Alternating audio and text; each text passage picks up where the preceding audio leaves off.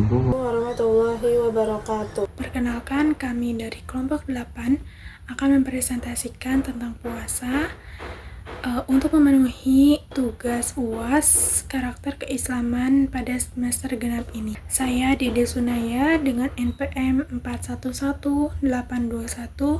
411-821-7024-0002. Saya Lulu Maknun. Nama saya Muhammad Nurul Alminan dari program studi Pendidikan Geografi. Puasa Ramadan hukumnya wajib bagi setiap muslim yang telah memenuhi syarat seperti beragama Islam, sudah balik, berakal sehat, tidak sedang sakit parah, dan tidak dalam keadaan berpergian jauh. Jika seseorang mengalami halangan seperti haid, sakit, atau musafir, maka ia boleh tidak berpuasa dan menggantikannya di hari lain sesuai ketentuan syariat. Dalam menjalankan puasa, terdapat 2 rukun utama yang harus dipenuhi, yaitu niat dan menahan diri dari hal-hal yang membatalkannya. Niat hendaknya dilakukan di malam hari sebelum berpuasa, dan harus dilakukan setiap malam selama bulan Ramadan. Sementara itu, menahan diri dari makan dan minum dan hubungan suami istri di siang hari merupakan inti dari pelaksanaan puasa itu sendiri.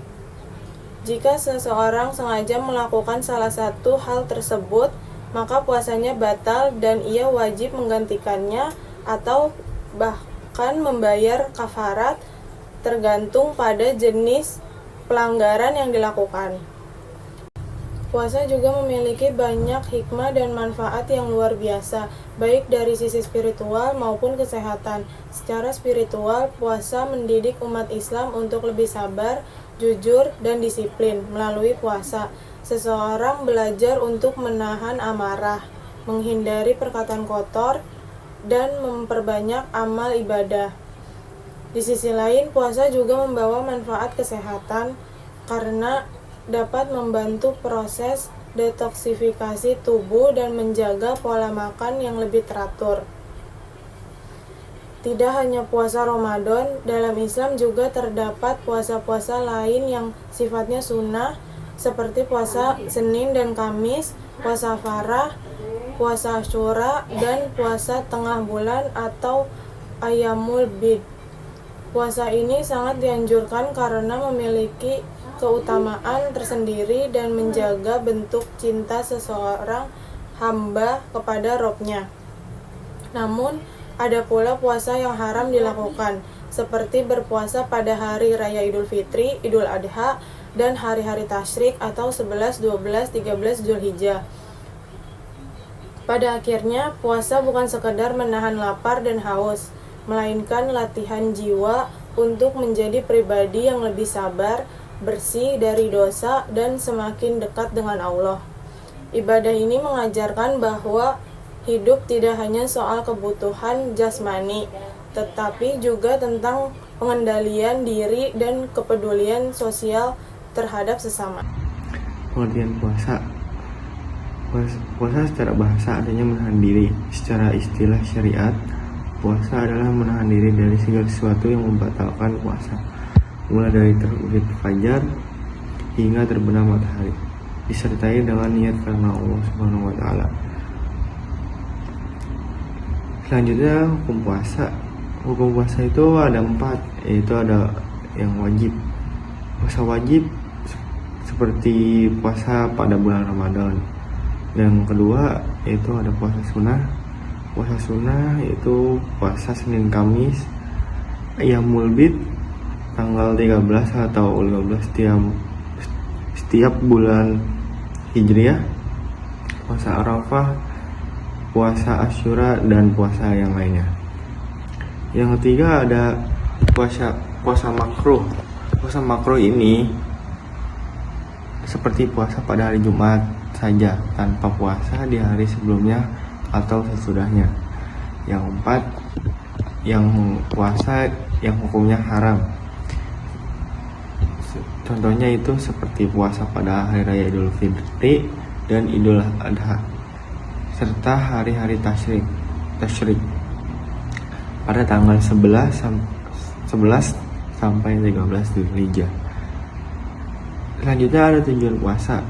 Disebutkan dalam Al-Quran, yaitu wahai orang-orang yang beriman, diwajibkan atas kamu berpuasa sebagaimana diwajibkan atas orang-orang sebelum kamu agar kamu bertakwa. Tujuannya adalah mendidik jiwa untuk bertakwa, melatih kesabaran dan mengendalikan hawa nafsu. Selanjutnya ada rukun puasa. Rukun puasa yang pertama ada niat dalam hati, tidak wajib dilafalkan. Untuk puasa wajib, niat harus dilakukan di malam hari sebelum subuh. Menahan diri dari hal-hal yang membatalkan puasa, seperti makan dan minum dengan sengaja, hubungan suami istri di siang hari, muntah dengan sengaja, haid dan nifas, dan hilang akal. Hal-hal yang membatalkan puasa yaitu ada mandi atau berwudu, bersiwak atau sikat gigi asal tidak berlebihan, boleh asal tidak berlebihan. Yang ketiga ada suntikan selama bukan untuk nutrisi. Yang keempat mencicipi makanan tanpa ditelan.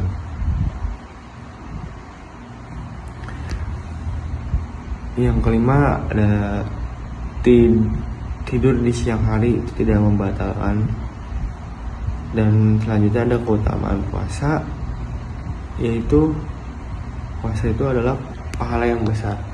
Setiap amal anak Adam akan dilipat gandakan kecuali puasa, karena puasa itu untukku dan aku sendiri yang akan membalasnya. Itu adalah hadis riwayat dari Bukhari dan Muslim. Pintu khusus di surga, yaitu pintu Ar-Rayyan, disediakan khusus untuk orang-orang yang berpuasa. Ampunan dosa, barang siapa yang berpuasa Ramadan dengan iman dan ikhlas, diampuni dosanya yang telah lalu. Puasa atau saum di dalam Islam berarti menahan diri dari makan, minum, serta segala hal yang dapat membatalkan puasa, mulai dari terbitnya matahari hingga terbenamnya matahari, dan disertai niat karena Allah Subhanahu wa Ta'ala. Lebih dari sekadar menahan haus dan lapar, puasa juga mengajarkan umat untuk mengendalikan hawa nafsu, mendidik kesabaran, dan menumbuhkan empati kepada sesama, dan memperkuat ketakwaannya. Di Indonesia terdapat beberapa perbincangan tentang puasa di bulan Ramadan. Di antaranya yang pertama yaitu terdapat perbedaan antara awal puasa dan Idul Fitri. Ada yang menggunakan metode ruqyah atau pengamatan bulan, ada pula yang menggunakan hisab atau perhitungan astronomi.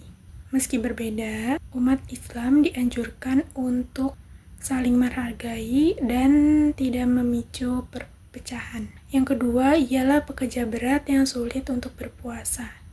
Sebagian masyarakat yang bekerja fisik berat seperti buruh, petani, ataupun nelayan sering merasa kesulitan untuk berpuasa selama sebulan penuh di bulan Ramadan. Padahal di dalam Islam memberi keringanan jika seseorang tidak mampu untuk berpuasa, maka ia boleh berbuka dan menggantinya di lain hari atau qada. Yang selanjutnya yaitu hutang puasa yang lama ditunda. Banyak orang yang menunda qada puasa hingga bertahun-tahun tanpa alasan yang dibenarkan.